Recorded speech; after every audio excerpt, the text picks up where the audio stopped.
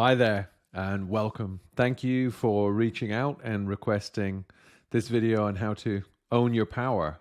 Over the next 10 minutes or so, we're really going to explore the truth of who you are and how perfectly you are made, and how you have a full complement of power by default. And you do know this, but you may not know just how much you do know this.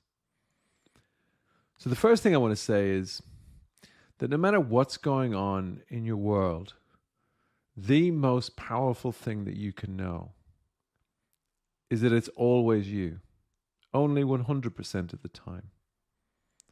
And that's perhaps the biggest lesson we can learn in terms of retaining our power to create everything that we want to experience in our lives, and to see that we are creating all of our experience in our lives.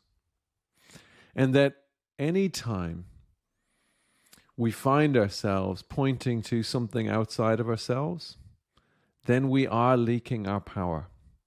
Whether we're pointing to other people, to other things, it doesn't really matter. Anytime we are blaming something outside of ourselves for our experience, we're diminishing our power and letting go of it.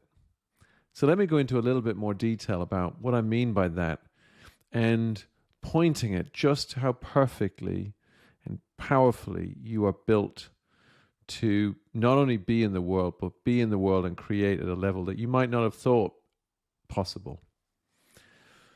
The first thing we have to look at is just the idea of the inside and the outside. When I'm talking about the inside, it's inside of us. What's going on in our world, how we're feeling and thinking. And the outside world is anything that exists outside of ourselves, whether that's money, whether that's people, whether that's possessions, whether that's relationships, whether that is the weather. Anything is the outside world. And we have been conditioned from a very early age to believe something which ultimately sets us up for chasing an experience of life that is uncatchable. You see, the illusion that most of us live into is the idea that we need something on the outside in order to feel the way we would love to feel on the inside. And that the outside world is what is causing our experience. And yet, when we look at this more closely, we know that that's not true. Because if it was true, then when something shows up in the outside world, we should feel the same thing and experience it really consistently. And not only that, but then everyone else should experience it in the same way and really consistently. And yet we just know that's not the case. If we look at the recent pandemic, I bet you know people who were in almost an identical set of circumstances and yet had vastly different experiences of the pandemic. You may have experienced chasing a goal only to reach it and realize that it didn't. Yes, there may have been a temporary feeling of joy and elation perhaps, but then it quickly dissipates.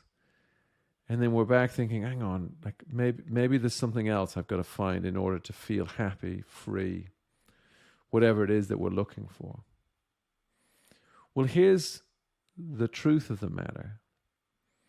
The outside world is not creating our inside world. Actually, it's the opposite. The outside world is a projection of the inside world. And this is really good news. This is why, if you've ever had an argument with a loved one, and then notice that minutes later, hopefully, maybe sometimes it takes a bit longer, you see them completely differently and maybe apologize or maybe just have a laugh about the craziness of what's gone on. That's an illustration of how we create our worlds from the inside out. and how we don't need anything on the outside to feel anything on the inside because we're creating it all from the inside out. It's why everyone had a different experience of COVID. It's why we can find ourselves in very similar situations but have entirely different experiences. And the reason why this is good to know is because what that means is that we can experience anything we want to experience in the moment. We can feel good, free, calm right now without needing anything on the outside. And yet then it also frees us up to play whatever game we want unconditionally. And that's a powerful place to stand. When we're owning our power of creating our experience such that we don't need anything on the outside, but we get to do and play anything that we want to on the outside for the sheer joy or desire of doing it. So let's look at how that works in a little bit more detail. How do we create our experience? What is the creative power that we use? And it's really simple. It's the power of thought. If you close your eyes now and imagine your favorite holiday, and really go there and think to a moment that felt, maybe it's a sunset, it could be anything. And it doesn't have to be a holiday. It might be your favorite person or your football team or your favorite food, whatever it is. But I want you to go there now and really connect with it and visualize it. I wonder what you're feeling. My bet is that you're feeling pretty good. You're experiencing that thought in the moment. That's almost like your reality. In that moment, it's not your real reality. It's not what's actually happening, but we're experiencing a virtual reality, if you will. Now, we get to do that about the past, about the future, but we're also doing it real time. Whatever thought we have in the moment, we experience it in the moment. So if you find yourself perhaps in a meeting at work and you have an idea come to you to ask a question, and then suddenly you start thinking, oh, is that a silly question? What are people going to think? And we feel that. We feel that thought. No thought gets past our feeling system. So there is no such thing as an objective reality. Everyone's reality is subjective. We are creating an individual experience of life minute by minute. And that's, again, really cool to know, because that means we're only one thought away from a whole brand new reality. And it's starting to see that we're not experiencing the world, we're experiencing our thinking about the world. And I want to be really clear. I'm not saying that there isn't an outside world. But what I'm saying is that our experience of it is completely and 100% down to whatever thinking we are attached to and holding to be true about that thing right now. So let's take this another level, because then it becomes really interesting when we're thinking about the idea of owning our power.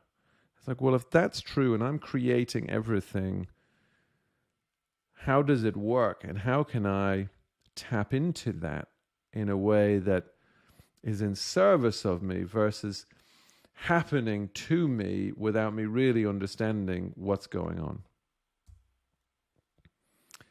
And to do this, it's a good way to look at your world right now and to think, well, what does my world look like? What do I love about it? What don't I love about it?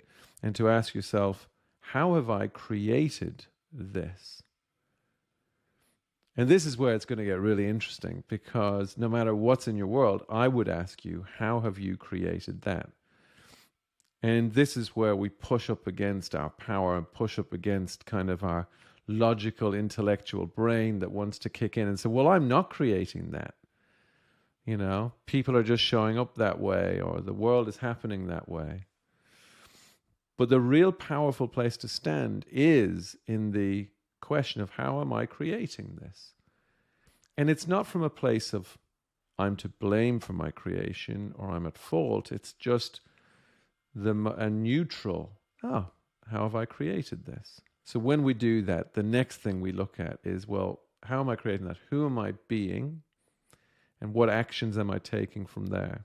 So for example, if, again, I'll stick with a relationship. If I am having an argument with my wife, or myself and my wife are not on good terms, and I'm like, how am I creating this? Not how are we creating it, how am I creating it? Who am I being in this moment? It might be that I'm being stubborn. It might be that I'm being expectant. It might be that I'm being irritable. It might be that I'm being a martyr. It could be any of these things. And when I'm being those things, what are the actions and the words that I speak from there that then creates this experience? That's how it works. And I had this really cool example of a client who said, here's an example. And they said, and they live in America. And they said, I've got an apartment in London and it's flooded. How have I created that? And, it's obvious, like he didn't create the water going into his apartment. That's not how it worked. But I was like, well, who bought the apartment? Oh, I did. All right. And you bought one close to the river, and so it's your choice to have that apartment. Yep. And it's like, well, that's how you created having a flooded apartment, is by purchasing the apartment. So it's like, who are you being? Well, I was being an investor, and I was being speculative, and I took action and I bought the apartment. I bought it near the river. It just turns out that sometimes buildings beside rivers get flooded. So now it's like, what do you want? And this is where it becomes interesting. What would you love? Wow, I'd love to create an apartment that doesn't flood. Oh, okay. Who would you need to be to create that? Wow. I would need to be proactive, and I would need to be curious about what actions would you take from there? Well, I could speak to the management company. I can look at whatever. And so we start to now really just own our power. I had another example of a client who's like, I'd love to play the guitar. I've wanted to play the guitar for the last 15 years. And it's like, oh, okay. So what's the situation? It's like, well, I own a guitar, but I don't know how to play it. And then for 15 years, I've kind of messed about on YouTube. I was like, oh, who are you being? How are you creating this? Like, I'm being distracted, being non-committal, and therefore I kind of do something and then I do nothing, and it just kind of stays there. I was like, well, if you really connect with what you would love, I would love to create playing the guitar. Who would you need to be?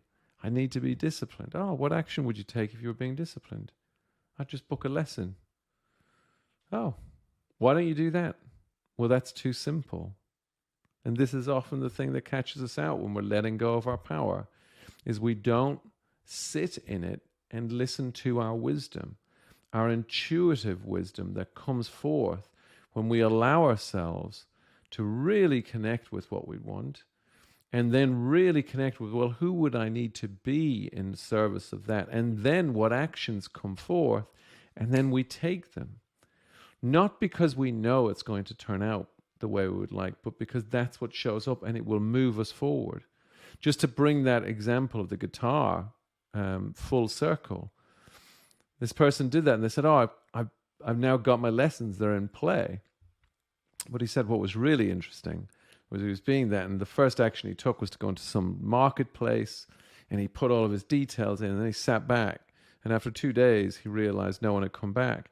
And at first he was like, well, I've done my bit, and was suddenly expecting the world to create it for him. And he just had this realization, oh, that's just not worked. But I would still love to play the guitar, and I can still be disciplined. And so he went back in and took more action. And that's what it means to be in our power. It's not that we're in control of everything that's going to show up. It's that we are sitting in our creative responsibility, and it's almost paradoxical because, like, I create everything in my world, and yet I'm not responsible for everything that shows up in my world. My world will unfold as it does, but I can keep coming back to this power of creation because I know this is how I work. And the final thing I want to put on the table here in terms of owning our power is really seeing your true nature and that life's true nature. Our true nature is we have this incredible capacity to live in the moment and create our experience real time, and that we can be connected to whatever we would love, whatever we're interested in. Actions will show up and we can just take them and move forward.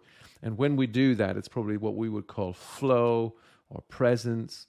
And when we do it, it feels great and we love that experience. But knowing that doesn't mean that that is where you're always going to be. Our experience fluctuates up and down. We don't really have control over what thinking is going to show up. It's just that we can notice, oh, I'm in a low mood, I'm in a high mood. And if we ever extend this conversation, we'll go into all of these things in more detail. But first of all, it's just starting to get this understanding and to really see, oh, I don't have to worry when I'm in a high or low mood. I can just know that's what's going on because that's telling me the quality of my thinking. Oh, if there's something that I don't like in my world, I don't have to be bothered by that. I can accept that and come back to, well, what would I love, and see what shows up from there. Because I can also accept life's true nature, which is life is a roller coaster. Things come our way, some that we ideally would like and some that we would prefer didn't. It's just the nature of life. It's perfectly imperfect. And when we live in acceptance of that, when we're not arguing with reality, when we're not arguing with our thinking, when we're not arguing that the world needs to show up in a different way, then we live in the world and we live in our power to create. And that power to create exists in this moment, right now, always. And so hopefully as you've listened to this, you'll start to see that it becomes much more simple. And I'm not even saying it's much more easy, although often when people start to really see this, things do become easier. But if you were to sit with the question, how do I own my power? It's first of all knowing that that's how you're made. And you will stop and notice when you're giving it away by pointing to other things as being responsible.